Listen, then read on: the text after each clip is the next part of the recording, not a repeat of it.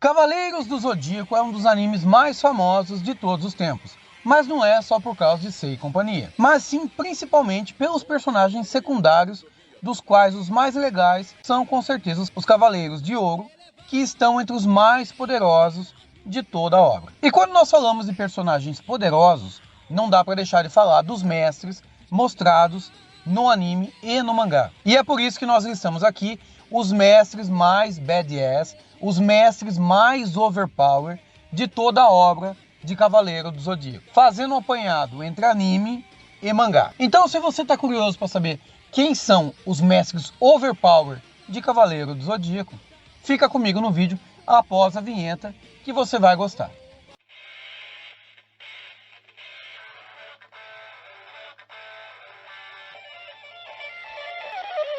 Muito bem, meus amigos, eu sou o seu amigo Nerd e antes de mais nada, eu vou considerar nesse vídeo apenas os cavaleiros que tiveram pupilos ou discípulos. Por isso, apesar de ter vários cavaleiros poderosos em toda a obra, iremos considerar apenas os mestres de fato. Assim a gente diminui bastante aí o número de personagens, belezinha? Então vamos lá. Antes de começar a nossa lista, é claro, eu vou pedir para você aquele apoio. Deixa o seu like, se inscreva no canal se você não é inscrito. E é claro, faz o teu comentário. Me diz aí se você concorda ou se você discorda da lista de personagens que eu vou estar apresentando aqui. Belezinha? Eu conto com seu apoio para continuar trazendo vídeos como esses e para que o canal cresça no YouTube e continue ativo. Deixa o seu like, compartilha o vídeo, faz seu comentário e se você não for inscrito, se inscreva no canal, belezinha? Conto com seu apoio. Então, em nono lugar da nossa lista, e para inaugurar ela, eu vou começar com o Albion ou Albiori no anime, ou ainda o Daedalus no mangá. Para quem não sabe, ele é o mestre do Shun e ele é um cavaleiro de prata. E esse mestre está na nossa lista porque, apesar de ser um cavaleiro de prata, ele foi um cavaleiro com um poder notável. Ele simplesmente precisou de 2 cavaleiros de ouro para dar fim nele. Então o Saga, para conseguir dar fim no Albion, ele mandou simplesmente o Milo para a Ilha de Andrômeda para acabar com o Albion. Só que o Milo não conseguiu. E olha que o Milo é tido como um dos cavaleiros mais poderosos da atual geração de Cavaleiros de Ouro. Mas mesmo assim, o poder do Albion, mesmo sendo Cavaleiro de Prata, era tão grande que fez frente ao poder do Milo, que era um Cavaleiro de Ouro. Então precisou de mais um cavaleiro, que foi o Afrodite de Peixes, que acabou ajudando o Milo a vencer o Albion. E é por isso, por ter precisado de 2 cavaleiros de ouro para que conseguissem matar ele, é que o Albion, ou Albiori, ou ainda Daedalus, aparece em nono lugar na nossa lista. E dando sequência à lista, em 8º lugar nós temos o Sukiyô de Taça, o Cavaleiro de Prata de Taça. O Sukiyô ele aparece apenas no mangá Next Dimension. É aquele mangá que ainda está em produção, continua sendo lançado no Brasil e que o Masami Kurumada ainda está escrevendo. Então o Sukiyô começa a obra como um Cavaleiro de Prata de Taça e ele é mestre do Temari Pegasus. E ele acaba se tornando um espectro de Garuda. E o Sukiyô aparece na nossa lista porque ele tentou atravessar as 12 casas. Então ele passou pelo Xion de Ares, ele quase matou o Xion. Ele matou o Ox de Touro. Ele passou pela Casa de Gêmeos, passou pela Casa de Câncer, passou pela Casa de Leão, passou pela Casa de Virgem e morreu na Casa de Libra, na mão do Doku, que era um de seus melhores amigos, junto com o Xion. Então, apesar de ser um cavaleiro de prata, o Sukiyô demonstrou ter um poder muito grande. Embora tenha uma frase do Doku no mangá que diz que quando eles treinavam juntos, ele, o Sukiyô e o Xion, o Sukiyô, o poder dele era tido como um prodígio. Dá a se entender que o poder que combateu todos esses cavaleiros de ouro é um fato surpreendente para um único Cavaleiro de Prata conseguir chegar até a 7ª casa, que é de Libra. Ele não teve ajuda de ninguém, com base na frase do Doku, o poder do próprio Sukiyô. E é por isso que ele aparece em 8º lugar na lista. E em 7º lugar na nossa lista nós temos um verdadeiro chutador de bundas. Sim, um cara que surrou muita gente e teve mais de 200 anos para fazer isso.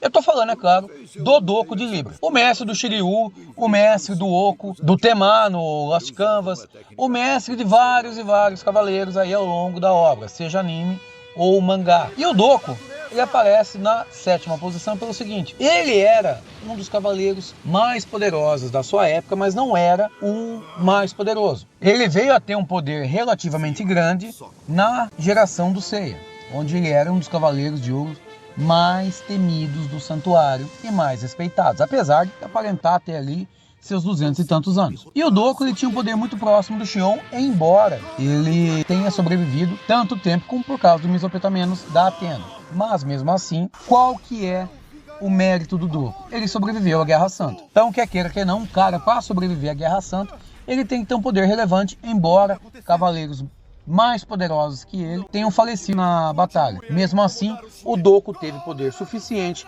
para sobreviver. E é por isso que ele aparece em 7º lugar na nossa lista, atrás do Xion. Mas por que atrás do Xion, meu amigo?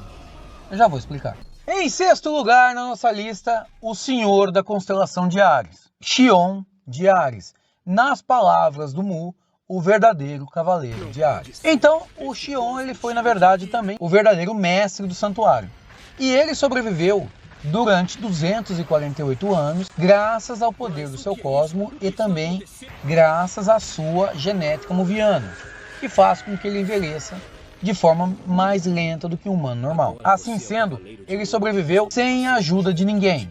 Enquanto o Doku teve o mesopotamianos para não envelhecer, né? Ele envelheceu só naquela casca, o Xion realmente, de fato, envelheceu. E nós devemos dizer aqui que o poder do Xion era tão grande que ele rivalizava com o poder do Doku de Libra e que ele foi morto pelo Saga, primeiramente porque o Xion não estava usando a armadura de Áries por baixo da veste de mestre do santuário, uma vez que essa armadura já pertencia ao Mu. Em segundo lugar, o Xion também estava distraído, uma vez que ele estava conversando com o Saga e observando as estrelas no Star Hill.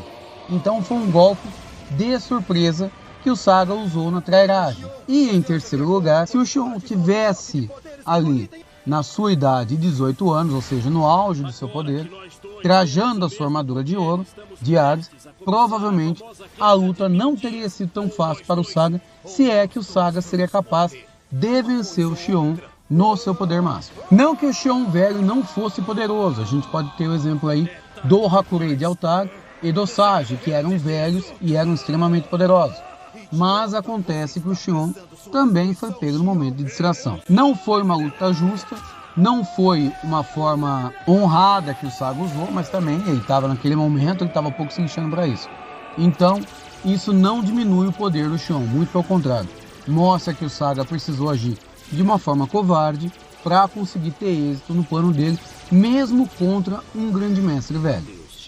E o 5º lugar da nossa lista não poderia ser de outro cavaleiro que não fosse o Cavaleiro de Leão. Sim, mas eu tô falando do Elias de Leão, que aparece no mangá Lost Canvas. O Elias de Leão, para quem não leu o mangá, foi o primeiro cavaleiro de ouro de leão da geração do Doku no século XVIII. E ele é pai do Regulus, que veio a ser o segundo cavaleiro de ouro de leão. E no mangá do Lost Canvas é dito que o Elias ele tinha um poder extremamente grande. Ele era o único cavaleiro da geração dele que conseguiu despertar o 8º sentido. O cavaleiro que possui o oitavo sentido é tão poderoso que consegue ir ao mundo dos mortos sem que Hades domine a sua alma. Então Elias também tinha um poder muito acima dos cavaleiros de ouro e os demais cavaleiros do seu tempo.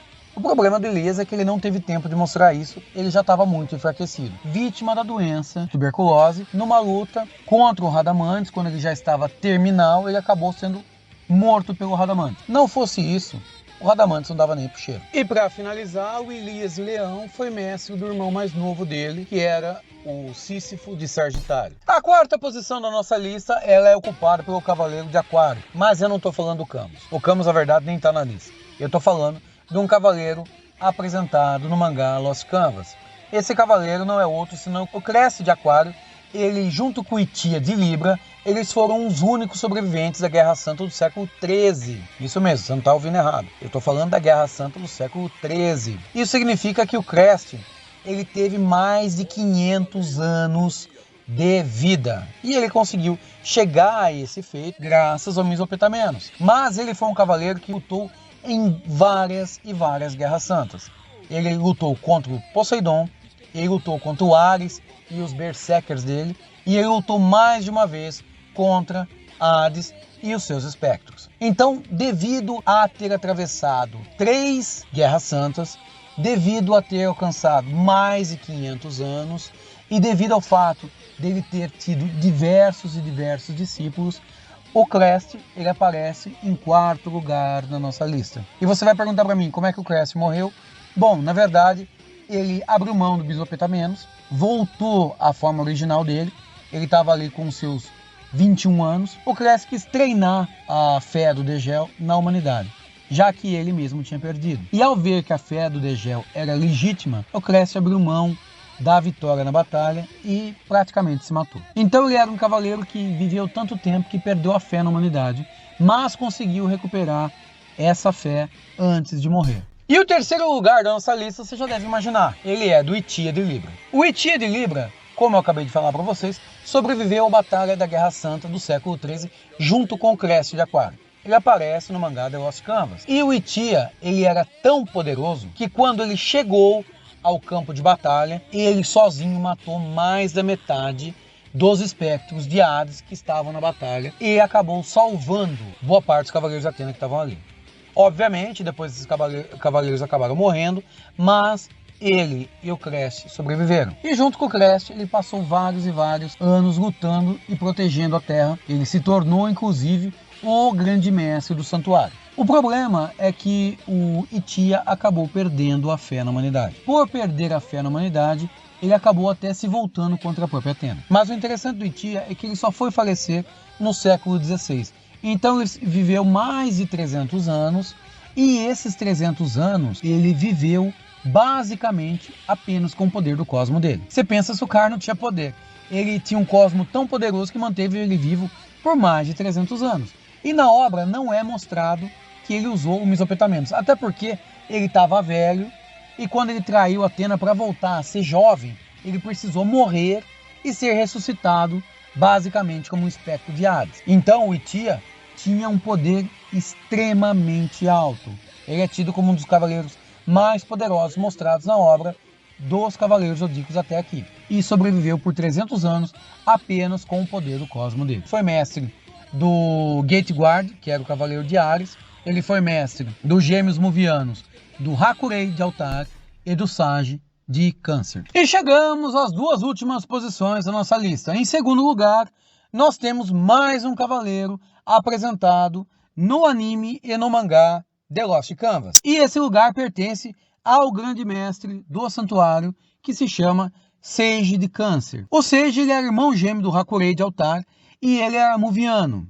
Ele foi um cavaleiro tão poderoso que ele sobreviveu à Guerra Santa do século XVI. Ele foi discípulo do Itia de Libra, que eu acabei de falar para vocês. E junto com o irmão dele, ele treinou com Gateguard, que era o Cavaleiro de Ouro de Ares do século XVI. E o feito do Sage de Câncer é que ele, junto com o Manigold, que foi o pupilo dele, também Cavaleiro de Câncer, ele conseguiu derrotar um deus, o Thanatos, aquele semideus lá, servo do Hades, que é Estouradão, e aprisionar a alma dele de novo e selar ela por 200 anos. É um feito extremamente alto, é um feito extremamente notável para um cara que estava usando apenas uma armadura de prata emprestada, que era a armadura de prata do Hakurei de Altar, o irmão dele. Cabe aqui falar que o Sage foi mestre do santuário por mais de 200 anos e era um cavaleiro extremamente poderoso,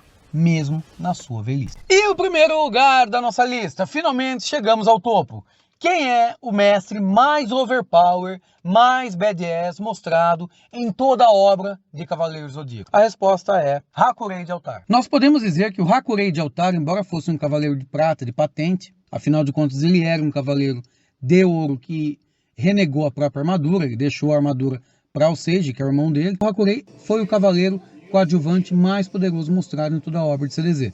Eu estou dizendo coadjuvante porque não estou considerando os 5 principais. Embora, se a gente fizer uma comparação, o Hakurei, sozinho e sem armadura, conseguiu derrotar um deus. Apenas com uma técnica desenvolvida por ele, sem ajuda de mais ninguém. Já o Seiya, para conseguir derrotar o Thanatos, ele precisou da armadura divina de Pégaso. Sem isso, ele não teria conseguido realizar tal feito, e ele só conseguiu fazer isso ainda com a ajuda do sangue da Atena. O Hakurei, pelo contrário, apenas com uma espada abençoada por Atena, que permitia ele não ter o cosmo reduzido pelo poder do Hades, ele matou geral. O cara chutou várias e várias bundas, o cara arrebentou com todo mundo. E para coroar o feito do Hakurei, Ele foi de peito aberto. E aí ele peitou o Hypnos sem armadura. E conseguiu vencer o Hypnos. Nem o outro cavaleiro de ouro ou de qualquer outra patente nas obras de Cavaleiro do Zodíaco conseguiu realizar um feito desse. Talvez a gente possa falar do Pégaso, que seria o Pégaso mitológico. Mas até aqui fala nada dele na obra. Então a gente não pode mensurar o poder dele. O Hakuei sobreviveu ali à Guerra Santa do século XVI, junto com o irmão dele, Kuseiji. Os dois sobreviveram mais de 200 anos apenas com o poder do cosmo deles e também graças à sua genética moviana.